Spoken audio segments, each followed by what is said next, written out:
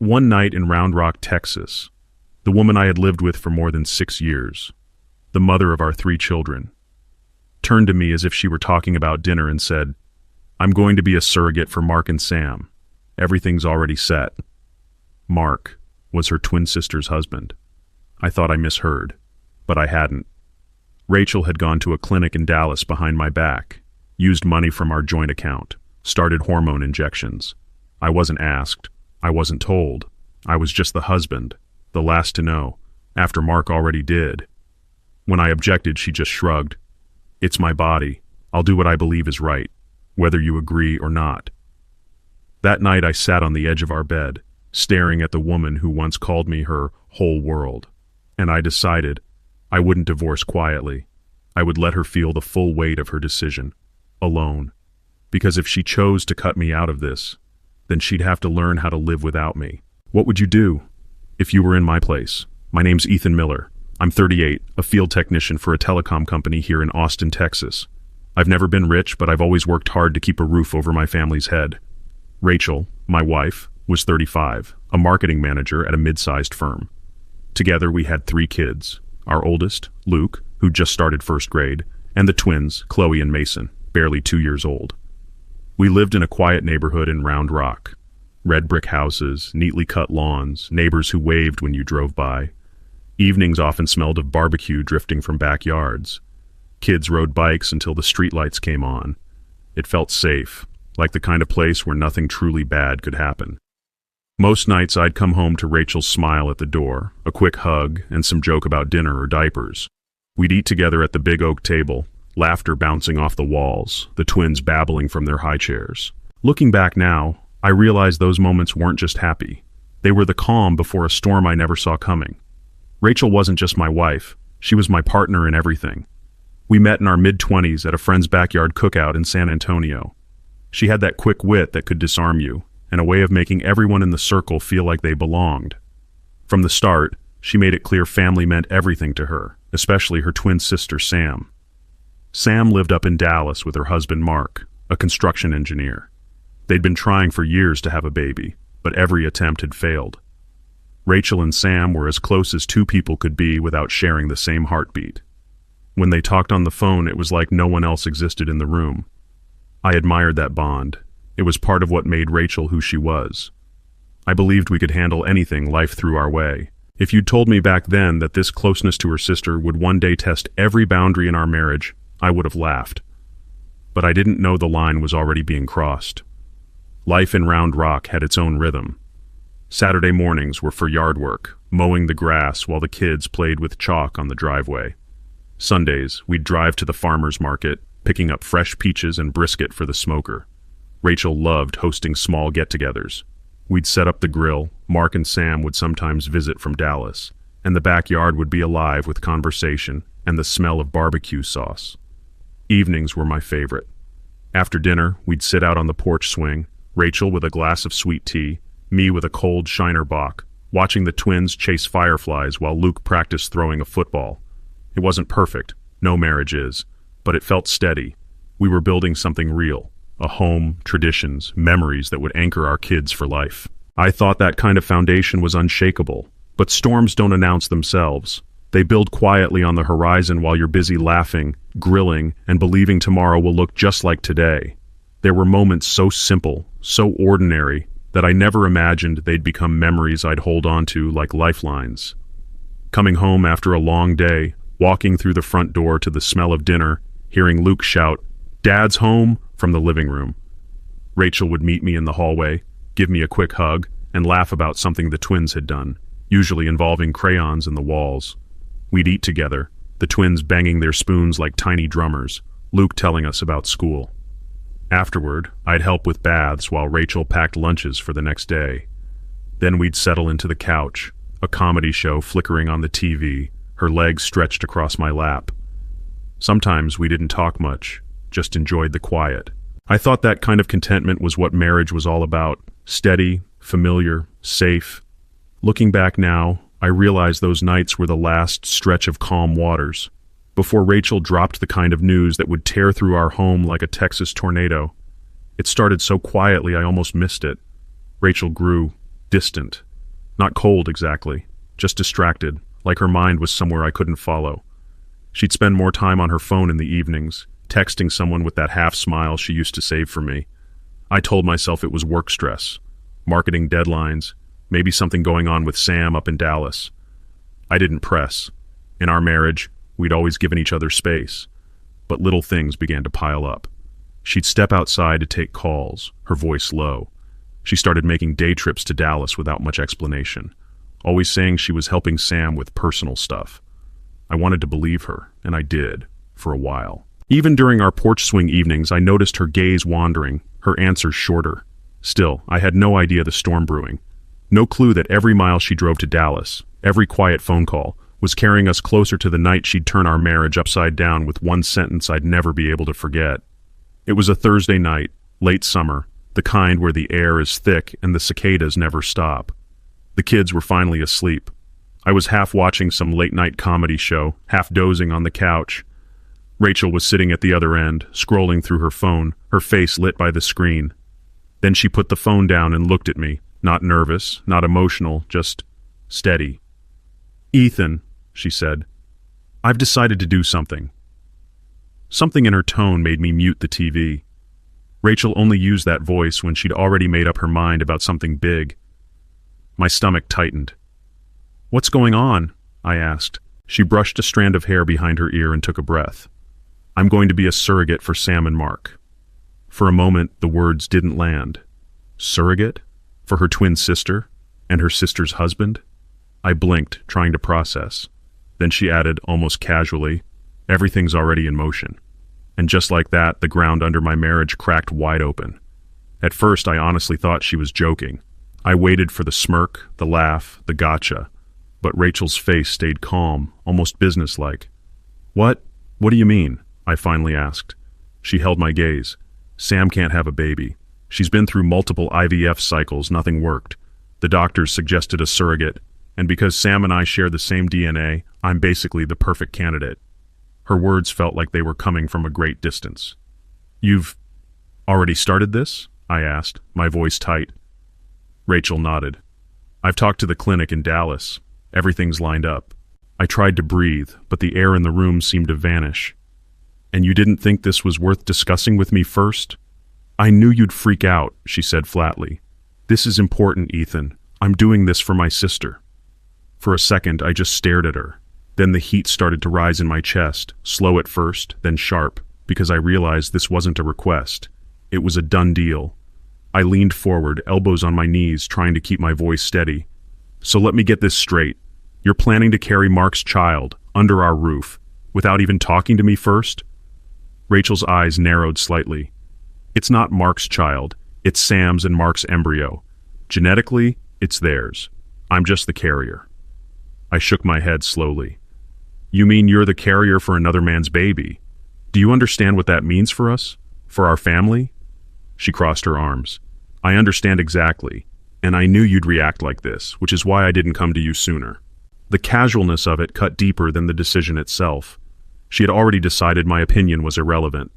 "Rachel," I said, my voice low, "this isn't just your body. This is our marriage, our home, our kids. You blindsided me." Her jaw tightened.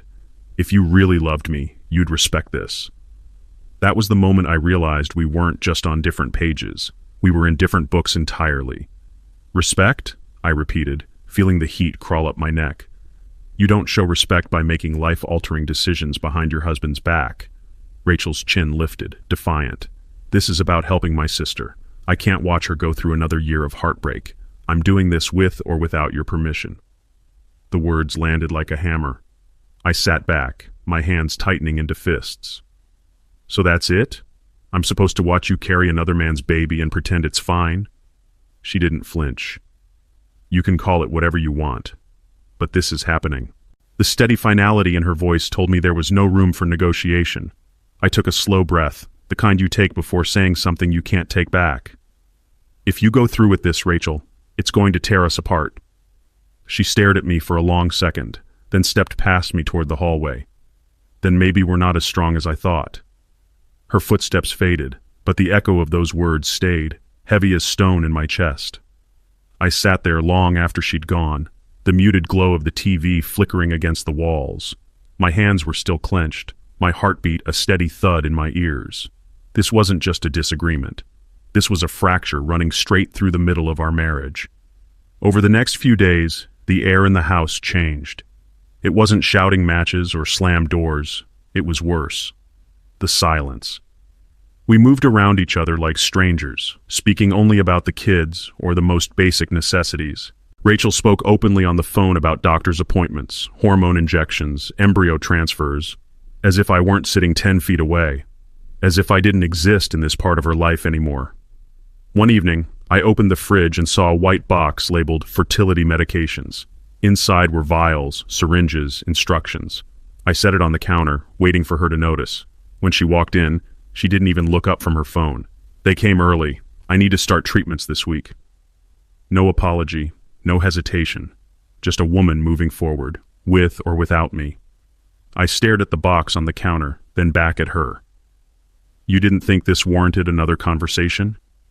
Rachel finally looked up, her expression flat. We're past conversations, Ethan. I told you I'm doing this. I'm moving forward. Her words hit like ice water down my spine. You're ignoring my feelings. You don't care that you're pushing me away, do you? She rolled her eyes. Stop being melodramatic. It's 9 months, then I hand the baby over to Sam and Mark. It's not like I'm replacing our kids.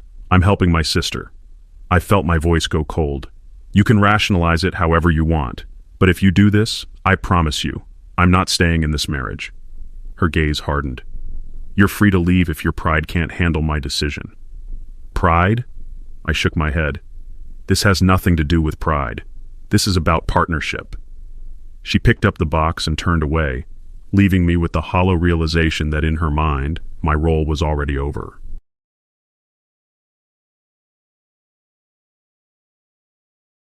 I stood in the kitchen, watching her walk away with that box like it was nothing more than groceries. Something inside me snapped, not in rage, but in certainty. Rachel, I called after her, my voice steady. If you think I'm just going to stand by while you carry Mark's child in this house, you're wrong. I told you what would happen. She stopped in the doorway, shoulders stiff. And I told you, Ethan, I'm doing this. Nothing you say will change my mind. I could feel the last thread of connection between us fraying. Then I'm contacting a lawyer. She turned slowly, her eyes flashing. Unbelievable. You'd throw away 6 years of marriage over this? I stepped closer. No, Rachel. You did that the moment you decided my opinion didn't matter. She didn't answer, just walked down the hall, disappearing into the guest room. That night, as I lay in bed, I knew there was no going back. This wasn't a fight we could patch up. This was the start of the end. The next morning, we moved around the house like ghosts. She stayed in the guest room most nights, claiming she needed space to rest. I stayed in the master bedroom with the kids' rooms just down the hall. We kept our words to a minimum, short, clipped exchanges about school drop-offs, grocery lists, bills. Everything else was silence. But the surrogacy talk never stopped. Rachel would sit at the kitchen table with her laptop open, video chatting with Sam or the clinic, discussing embryo transfer dates and hormone schedules like it was a wedding she was planning. I'd pass through the room and feel the heat rise in my chest. Not from jealousy, though maybe a little, but from the sheer audacity of her acting as if I wasn't part of the equation at all. 2 evenings later, I came home from work and found another package from the fertility clinic sitting on our porch. She'd already opened it. Vials, syringes, instructions spread across the counter. When she saw me looking, she just said, "It's almost time." No smile, no remorse. Just a statement of fact, like we were business partners in a deal I never signed. I stood there, staring at the counter. The sight of those syringes made my stomach knot. "Rachel," I said slowly, "I need you to understand something. If you go through with this, I'm not going to be here for you. Not during the pregnancy. Not after." She kept sorting through the supplies, not even glancing up. "You've made that clear." "I'm serious," I pressed. "Don't expect me to hold your hand through doctor's visits or run to the store for your cravings. You're choosing to do this without me, so you can live with the consequences without me." That finally made her look at me. Her eyes were sharp. "You really think punishing me is going to change anything? This is happening." I shook my head. "No, Rachel, I'm not trying to change your mind. I'm making sure you know exactly what to expect." She gave a short, humorless laugh, turned away, and slid the vials back into the box. The sound of that cardboard lid closing felt like the last nail sealing off whatever marriage we'd had left. 2 days later, I sat in my truck outside a law office in downtown Austin, staring at the sign on the glass door. I'd rehearsed the decision in my head 100 times, but stepping inside made it real. The lawyer, a calm man in his 50s, listened without interrupting as I laid it all out, how Rachel had started the surrogacy process behind my back, used our joint funds, and shut me out entirely. When I finished, he leaned back in his chair. "You have grounds," he said. "Texas requires a 1-year separation before the divorce is finalized, but we can start the process immediately." By the time I walked out with the paperwork in my hand, the weight of the decision pressed hard on my chest. This wasn't just about ending a marriage, it was about drawing a line I couldn't uncross. That night, I told Rachel. She stood in the living room, arms folded, eyes blazing. "So you just ran to a lawyer? You think this scares me?" "No," I said evenly. "I'm not trying to scare you. I'm telling you I'm done." Rachel's voice dropped to a sharp whisper, like she didn't want the kids to hear from the other room. "You're overreacting. We can fix this if you just accept what I'm doing." I stepped closer, keeping my tone low but firm. "You're not hearing me. There's no fixing this. You made a choice without me. You spent our money without asking. You didn't just cross a line, Rachel. You burned it." Her eyes glistened, but not with sadness. They were tears of anger. "I didn't think it would come to divorce. God, you're so cold." I gave a short, bitter laugh. "Maybe I am now, but I wasn't cold when I asked you to talk to me before making this decision. You turned me into this." She opened her mouth, then shut it hard, as if anything she said might make things worse. Finally, she spun on her heel and walked upstairs. I stood in the hallway, pulse pounding, wishing this was just a nightmare I'd wake from. But the truth was, this was only the beginning. Texas law meant we couldn't finalize the divorce for a year, and in that time, Rachel refused to move out. She claimed she had nowhere else to go, that the kids needed stability, and that she might require bed rest later in the pregnancy. I didn't want to uproot our children either, so I agreed, if you could call it that. But living together quickly turned into something closer to cohabiting with a stranger. She slept in the guest room most nights, sometimes on the couch. We divided chores without speaking, left notes on the counter instead of having conversations. The kids noticed. Luke asked me one night at bedtime, "Dad, why don't you and Mom sit together anymore?" I told him gently, "Sometimes grown-ups don't get along, but I'll always be here for you." Meanwhile, Rachel's pregnancy became the unspoken center of the house. Every appointment, every symptom, every package from the clinic, constant reminders of a choice I'd had no part in. It wasn't home anymore. It was just a holding pattern until everything finally broke. One Saturday afternoon, I came back from mowing the lawn to find Mark and Sam sitting in our living room. A glossy baby catalog was spread across the coffee table, pages marked with sticky notes. Rachel sat beside them, her hand resting on her barely showing belly, talking about cribs and strollers. Mark looked up when I walked in. "Hey man, we were just planning for the baby." I stood there, sweaty from the Texas heat, staring at them in my house like they owned the place. "Why can't you buy all this for your own home?" I asked flatly. Sam crossed her arms. "We just thought it'd be good for Rachel to have what she needs here while she's pregnant." I cut her off. "Don't treat my home like it's your personal baby headquarters." Rachel's cheeks flushed. "You're being unreasonable." "No," I said, my jaw tightening. "Maybe you should show me the same respect you're bending over backwards to give them." The silence that followed was thick enough to choke on. Kevin, no, Mark, shifted uncomfortably in his seat, glancing at Sam as if to say, "Let's just leave." But Sam wasn't moving. She looked at me with that steely twin-sister stare. "It's not like we enjoy being here, Ethan. We're just trying to make this as painless for Rachel as possible." My anger flared hot. Painless? For Rachel? This stopped being about family the moment you two and Rachel decided this behind my back. Mark finally stood, holding up his hands. "Look, man, I get this is awkward. Awkward doesn't cover it," I snapped. "If you're so concerned, then set up a comfortable space in your own house. Buy every item in that catalog, but don't make my home your staging area." Rachel's voice cut through the room sharp. "You can't ban them from the house. This is my home too." I looked right at her. You should have thought about that before you invited them into something that was never my choice. Sam's lips pressed thin. Finally, she grabbed Mark's arm. Let's go. The front door closed, but the heat they left behind stayed. After that day, the air in our home felt heavier. Rachel moved through the rooms with a kind of deliberate defiance, as if every step was a reminder that this was her house too. I, in turn, stopped making any effort to soften the edges between us. The kids felt it. Dinner became quieter. Luke would keep his head down over his plate, while the twins babbled, unaware of the tension. Rachel and I spoke only to coordinate schedules. Drop-offs, pickups, bills. She still took calls from Sam in the kitchen, her voice low but not low enough. I'd hear phrases like the next ultrasound, or Mark's excited, and feel my chest tighten. One evening, I came home to find her on the porch swing, sipping iced tea like nothing was wrong. A stack of baby magazines sat beside her. She didn't even glance up as I walked past. It was clear now. We weren't just sharing a roof. We were living in two separate worlds that happened to occupy the same square footage, and the wall between them was getting higher every day. As Rachel's pregnancy progressed, the requests started. Small at first. Could you grab me some water? Or, can you pick up prenatal vitamins on your way home? I said no every time. One evening, she cornered me in the hallway, her hand resting on the curve of her stomach.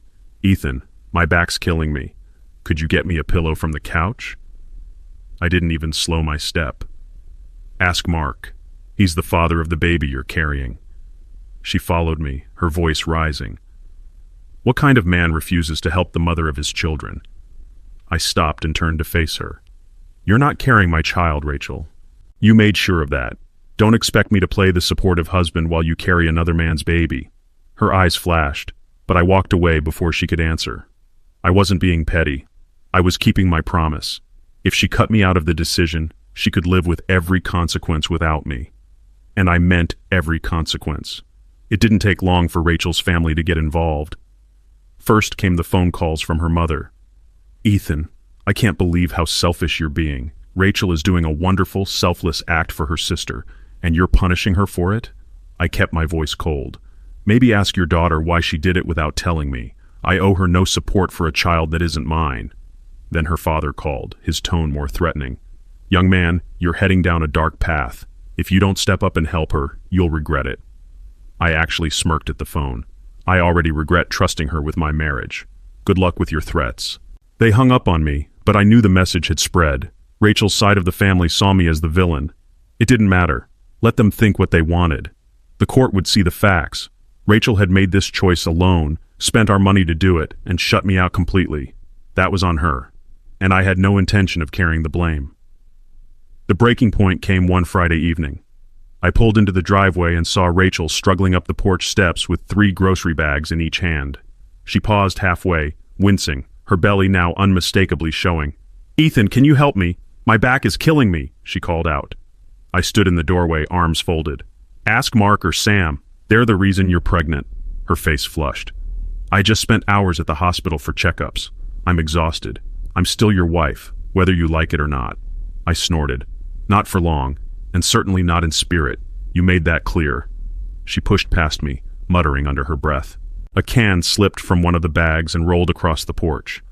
I didn't move to pick it up. By the time she dumped the bags on the kitchen counter, her forearm was bruised from the strain. She glared at me. You can't keep punishing me like this. I shook my head. I'm not punishing you, Rachel. I'm just refusing to play the role you threw away.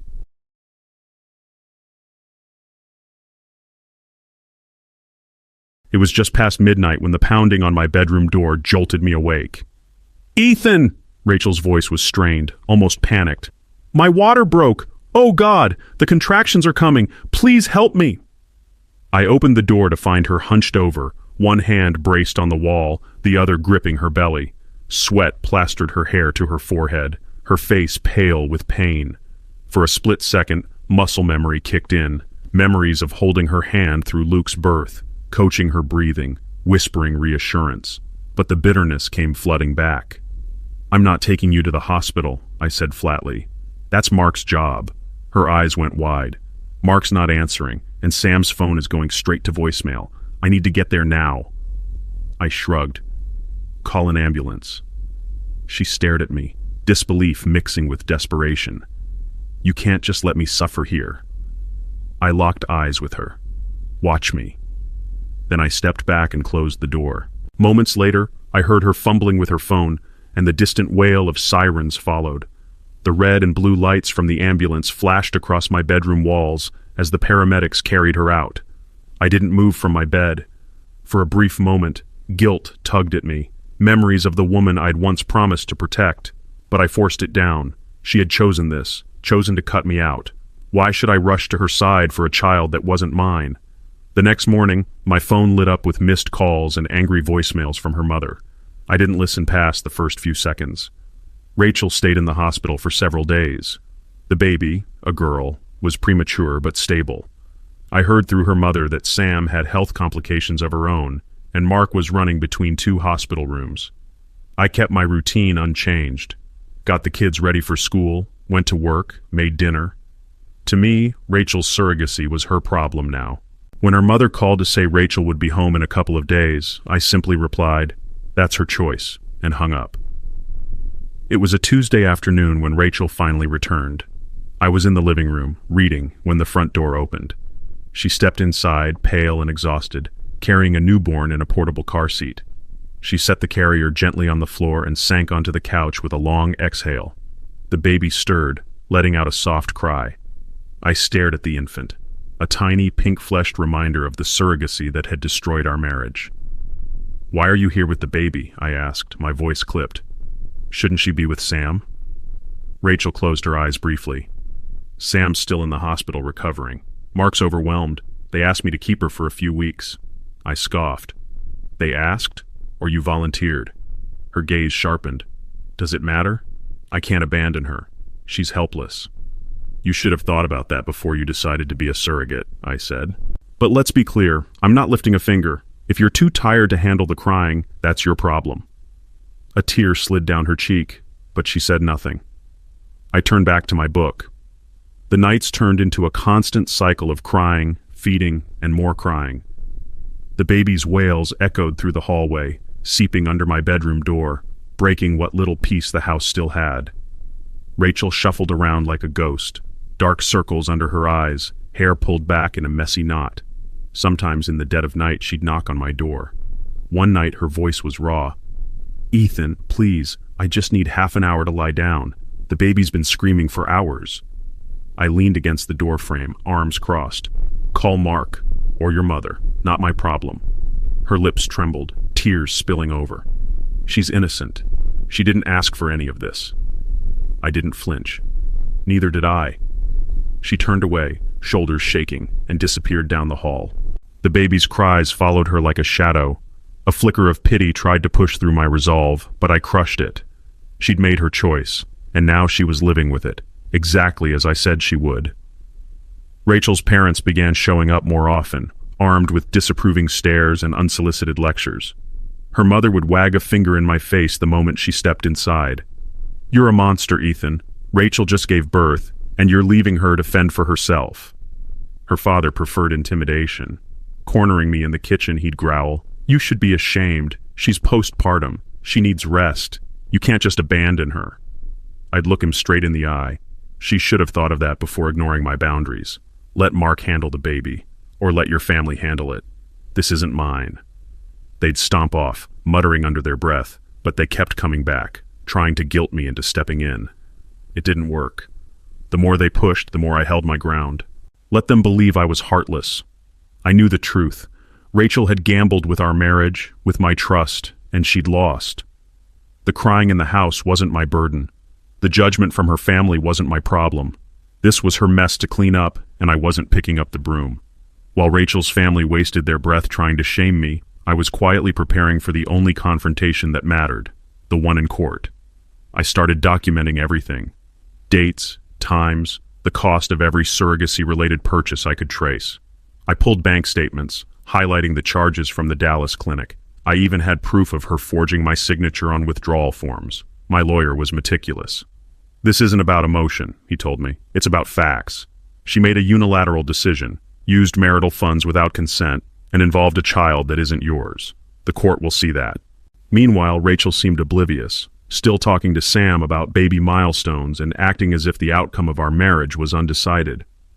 At night, I'd sit at the dining table after the kids were in bed, organizing files while the baby's cries echoed from the guest room.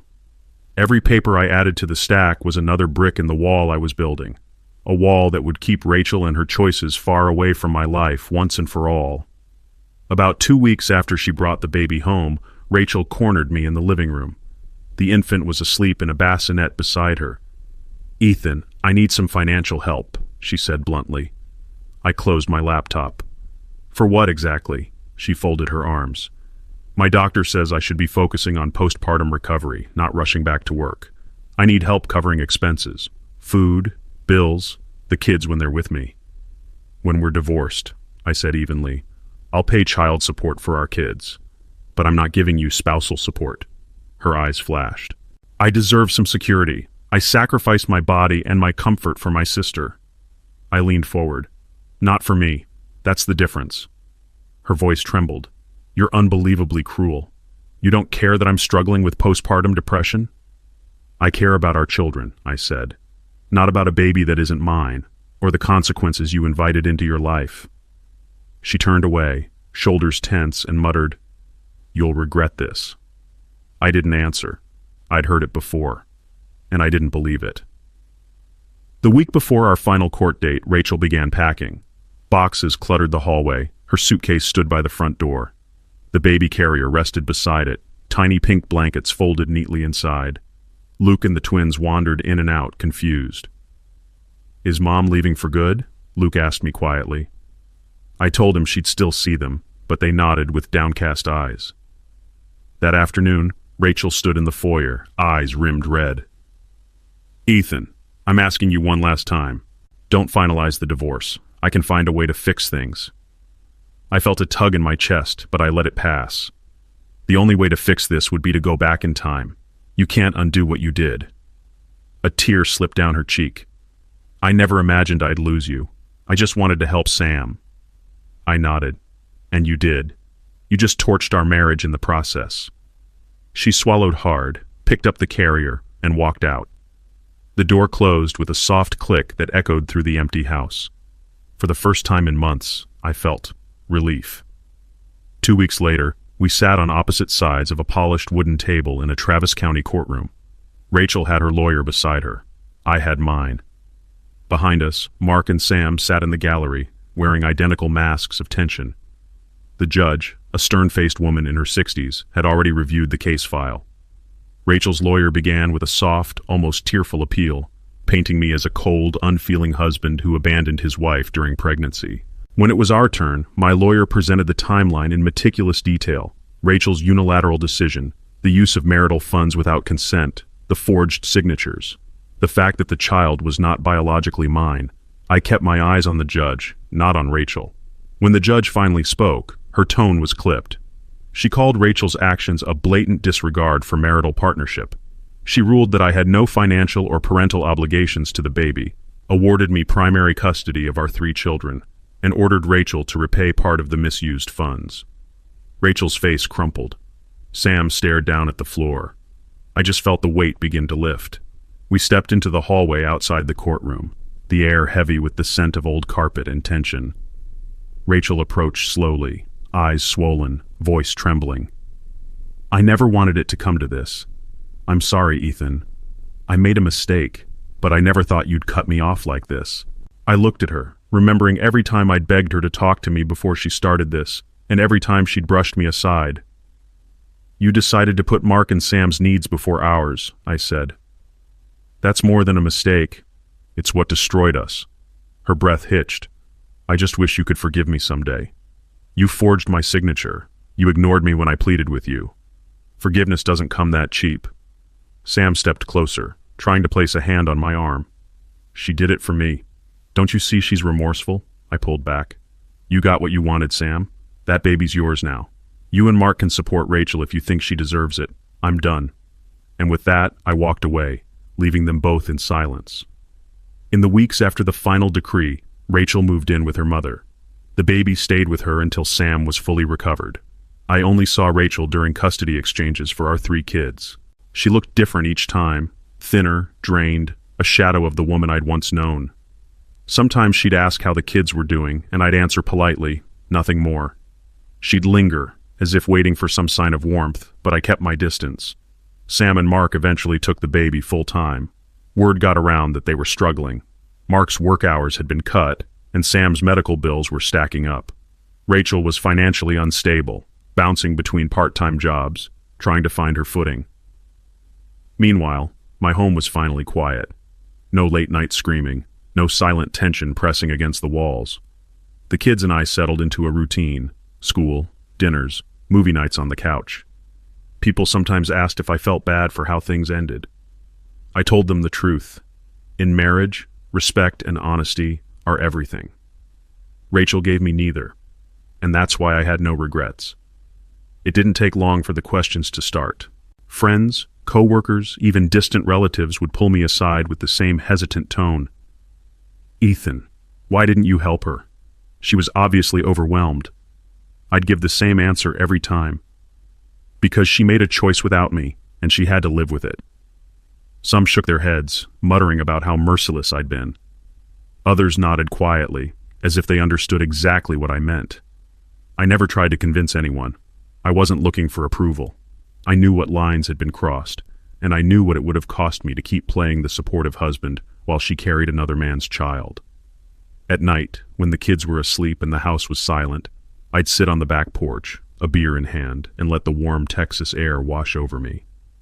I'd think about how close I'd come to losing myself in someone else's choices, and how walking away, truly walking away, had been the only way to keep my dignity intact.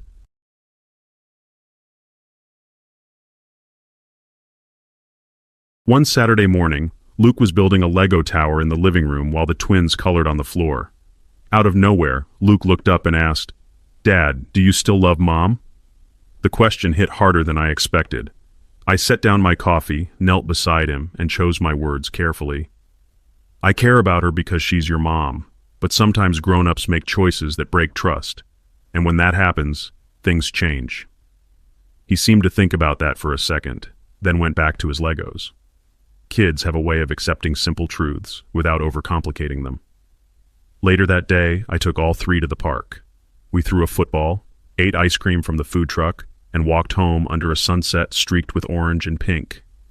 In that moment, I knew what I wanted them to remember. Not the fights, not the tension, but the fact that I stayed, that I showed up for them, even when everything else was falling apart. That was the kind of legacy I could live with. By the time a full year had passed since Rachel first dropped her bombshell, life looked completely different. The divorce was long behind me. The kids and I had carved out a calm, steady rhythm. School mornings without tension, weekends filled with soccer games and pancake breakfasts. Rachel drifted in and out of their lives. She'd show up for her scheduled visitation, sometimes on time, sometimes late, always looking like the weight of the world was on her shoulders. Sam and Mark still had their baby, but from what I heard, it wasn't the happy ending they'd imagined. Medical bills piled high, arguments about money grew louder, and they rarely had time to help Rachel. Occasionally, Rachel would send a text, short messages about her regrets, about how she never foresaw Mark's unreliability or Sam's ongoing health problems. She'd say being a surrogate hadn't truly helped anyone. It had just created more chaos. I never engaged beyond polite, factual replies about the kids. I wasn't interested in revisiting the past. I'd already made peace with it. And peace, I'd learned, was priceless. Sometimes, people still ask the question, usually with a hint of judgment in their voice. "Ethan, don't you regret how harsh you were?" I'd answer without hesitation. No. Because my version of harsh was simply letting Rachel face the consequences she'd chosen.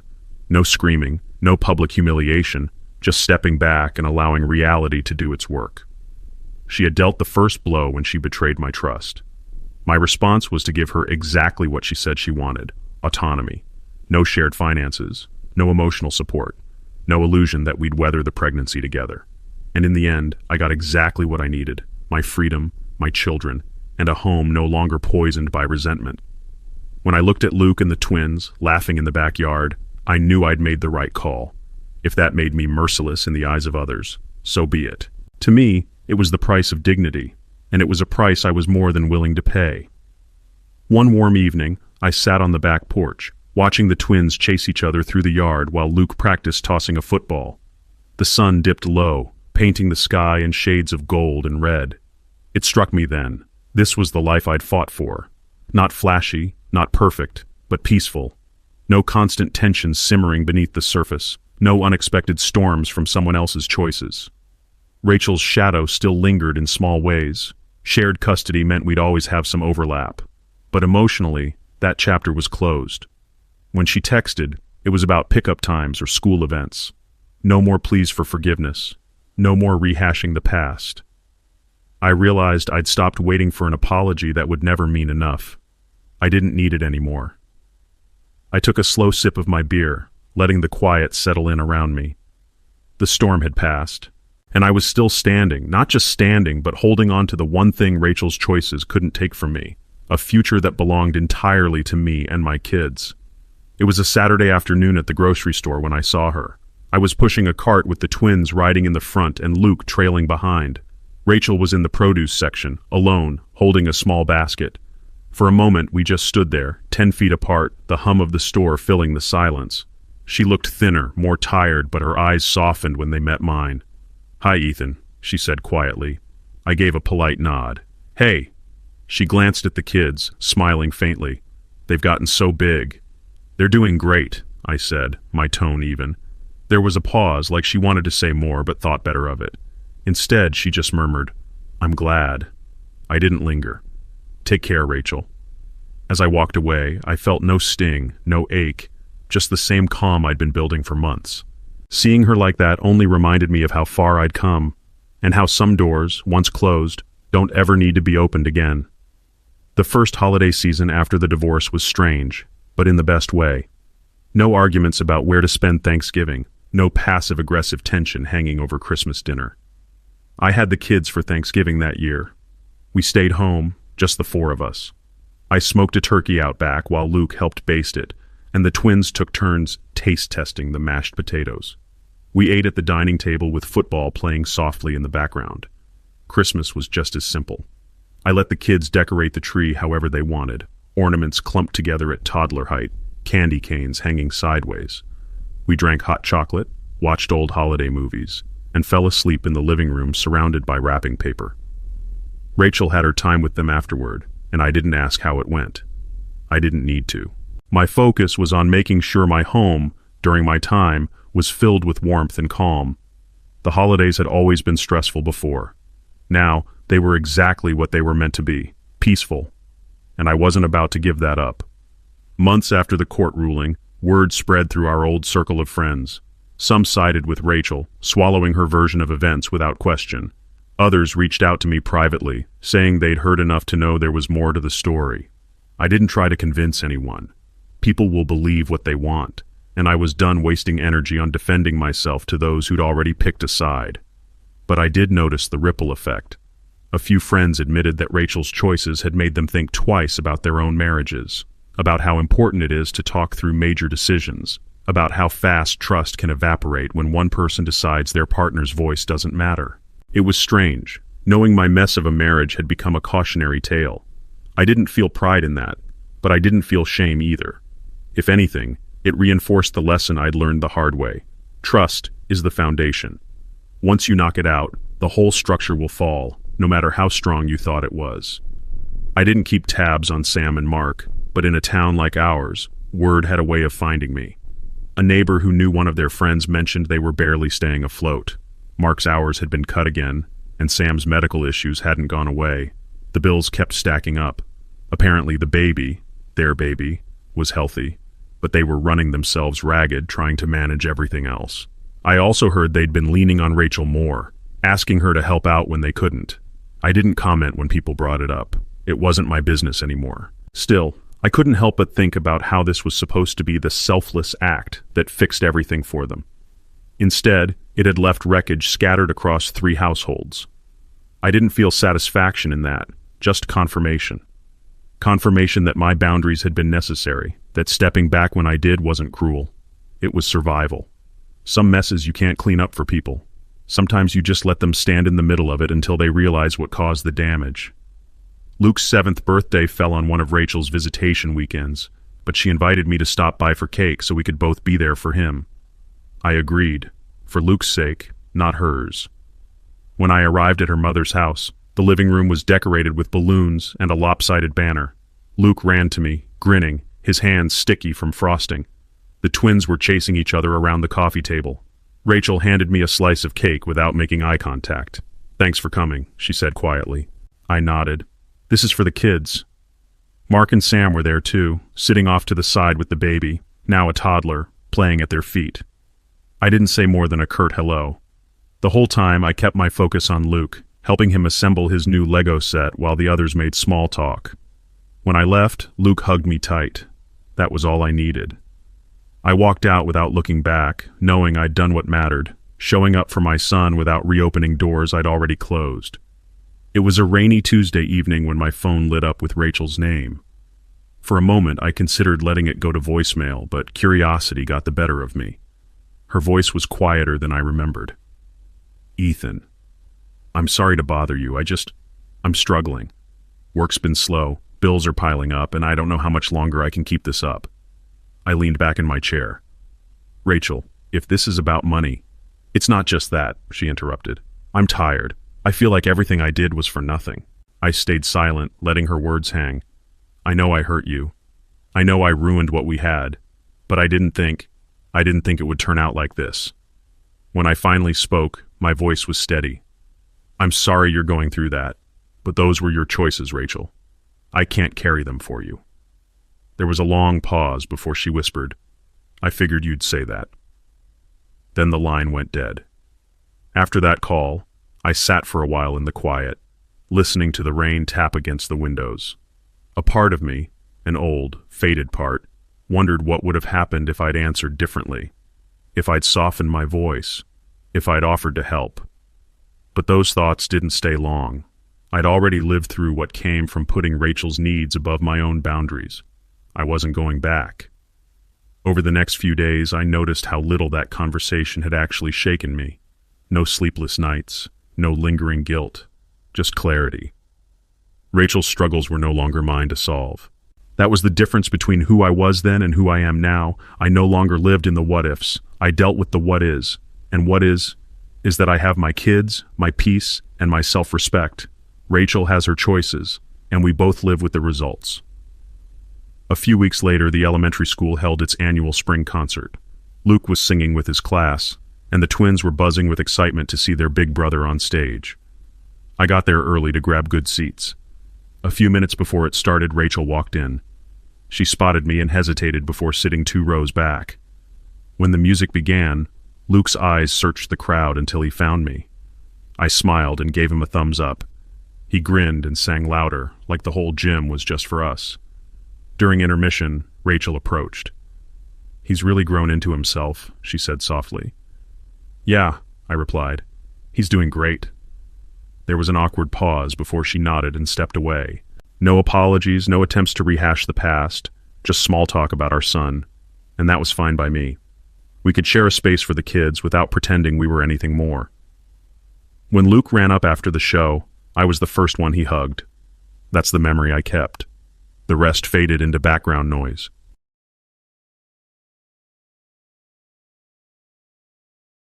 One Saturday, I arrived at Rachel's mother's house to drop off the kids for her weekend.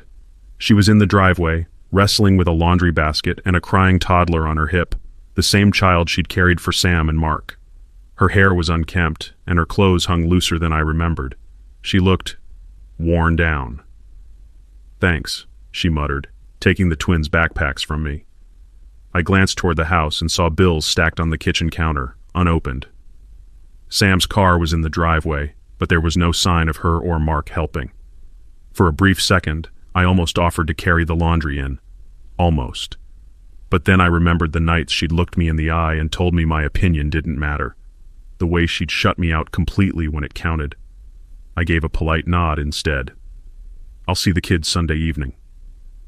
As I drove away, I realized her life now was a constant reminder of the choice she'd made. And I wasn't going to step back into it, not even for a moment, bruh. That Sunday night, after I picked the kids up, Luke was quieter than usual on the drive home. The twins chattered in the back, but he just stared out the window. When we got home and the twins were busy with their toys, he finally spoke. "Dad, when Mom's sad, does it make you sad too?" I thought about my answer. I don't like to see anyone sad, Luke, but sometimes people feel sad because of choices they made, and those feelings are theirs to work through. He frowned like he was trying to fit the pieces together. "So, you can care about someone but not fix their problems?" "Exactly," I said. "You can care but still have your own boundaries, and sometimes that's the kindest thing you can do for yourself." He nodded slowly, then went to join the twins. I stood there for a moment, realizing that even in the mess of all this, I was teaching my kids something valuable, how to protect their own self-respect, even when it's hard. One Friday evening I got a text from Rachel. "Sam's having a barbecue this weekend. The kids would love it if you came." I stared at the screen for a moment. The old me might have gone, thinking it was for the kids. But I knew better now. That backyard, that family, was the stage where this whole disaster had started. I had no interest in stepping onto it again. I typed back, "Thanks, but I'll pass. I'll make other plans with the kids when they're with me." A few minutes later, she replied with a simple, "Okay." No argument, no guilt trip, just acceptance. The next day, while they were at the barbecue, I took the quiet afternoon for myself. Fixed the fence, grilled a steak, sat in the shade with a cold beer. It felt good, choosing my own peace instead of walking back into old chaos. Some invitations aren't bridges, they're traps to the past. And I had no intention of crossing one just to prove I could be civil. I'd already found my civility in staying away. That summer was the first in years that felt normal. No whispered arguments in the kitchen, no sudden trips to Dallas, no late-night packages from fertility clinics showing up at the door. The kids and I made our own traditions. Friday nights were for homemade pizza, Luke handling the pepperoni while the twins fought over who got to sprinkle the cheese. Saturdays meant fishing at the lake or heading to the minor league ballpark for ice cream and baseball. Rachel had her time with them, and I didn't ask questions. Whatever was going on in her world, it stayed there. One evening, as the sun dipped low and the air smelled faintly of barbecue from the neighbor's yard, I realized I'd stopped bracing for the next conflict. My shoulders weren't tight all the time. My mind wasn't constantly rehearsing comebacks or defenses. For the first time in years, my life wasn't defined by her choices. It was defined by mine, and I planned to keep it that way. By late August, I started hearing bits of news about Sam and Mark again, always through someone else. Mark had taken on extra shifts at a warehouse, and Sam's health was still fragile. The toddler was hitting that stage where energy outweighed sleep, and they were exhausted. Rachel apparently was helping more and more with childcare for them, sometimes overnight, sometimes for days at a time. I didn't ask her about it. I didn't need to. The pattern was obvious. She'd stepped right back into the role that had started all of this, except now there was no marriage for her to risk. Part of me wondered if she saw it as penance, or if she simply couldn't let go of the idea that saving her sister was worth any cost. Either way, it wasn't my fight anymore. I'd stopped trying to understand her choices the day I realized they didn't have to affect me anymore. That was the beauty of distance. It gave you the freedom to care without being consumed. One Saturday morning, I ran into Rachel at the grocery store. I was in the produce aisle with the twins, debating between apples or grapes, when I heard her voice behind me. "Hey, didn't expect to see you here." She had the toddler in the cart seat, fidgeting with a set of plastic keys. There were dark circles under her eyes, and her cart was half full with diapers, formula, and discount frozen meals. We exchanged the usual small talk about the kids, Luke's new obsession with baseball cards, the twins learning to ride bikes. The conversation stayed surface level, polite but detached. When we parted ways, she gave a faint smile. "Take care, Ethan," I nodded. "You too." As I walked away, I caught myself glancing back. She looked smaller somehow, as if the weight of her choices had settled on her shoulders and wasn't going anywhere. It wasn't satisfaction I felt. It was something quieter. A reminder that time doesn't erase consequences. It just makes them easier to see in plain daylight. That night, after the grocery trip, the twins were helping me put food away when Emma suddenly asked, "Dad, why doesn't Mom live with us anymore?" I paused, holding a bag of apples mid-air. Before I could answer, her brother Ben chimed in. "Yeah, and why is she always with Aunt Sam's baby?" I knelt down so I could look them both in the eye. Mom made some choices a while ago that changed things between us. It's not because of you or anything you did. Sometimes grown-ups can't live together anymore, but they still love their kids. Emma frowned. But you don't love her anymore? I thought about it for a moment. I'll always care about her because she's your mom, but loving someone doesn't always mean you can be with them. They seemed to accept that, running off to play while I finished putting the groceries away. I stood there for a moment, realizing I'd just given them a truth I wished someone had told me when I was young. Love alone isn't enough. A week later, I opened my laptop to find an email from Rachel. The subject line was just, "For the kids." She'd written that school expenses were coming up, field trip fees, sports equipment, yearbook orders. She asked if I could send the money directly to her so she could handle it all at once. I read it twice, then replied simply, "I'll pay the school directly, as always." A few hours later, she sent another message. "It would be easier if you just sent it to me. I promise it'll all go to the kids." I didn't take the bait. "I'm comfortable paying the school. That way we both know it's covered." No reply came after that. It wasn't about mistrust for the sake of spite. It was about boundaries. I'd learned the hard way that when money and blurred lines mix, regret follows close behind. And I wasn't going back to the days of letting someone else control the details while I lived with the fallout. Those days were over. In early October, I got a letter from the court, a standard reminder about our custody arrangement and the review date scheduled for the following spring. It was routine, but seeing the official seal brought back a flood of memories from the final hearing. I remembered Rachel sitting across from me, her lawyer spinning every emotional angle they could, while the judge's face stayed unreadable until the very end. And I remembered the exact words that sealed it. "Mr. Carter retains primary custody. Mrs. Carter will have visitation as outlined. No spousal support will be awarded." Those sentences had changed everything. They'd given me legal space from her choices. They'd made my boundaries something more than personal. They were enforceable. As I folded the letter and set it aside, I felt a calm I hadn't known during the marriage. The court date next spring wasn't a threat or a looming storm. It was just a reminder that I'd fought for my peace, and won, and I planned on keeping it. One evening my phone rang, and Sam's name lit up the screen. I hadn't spoken to her directly since the divorce. I debated letting it go to voicemail, but answered out of curiosity.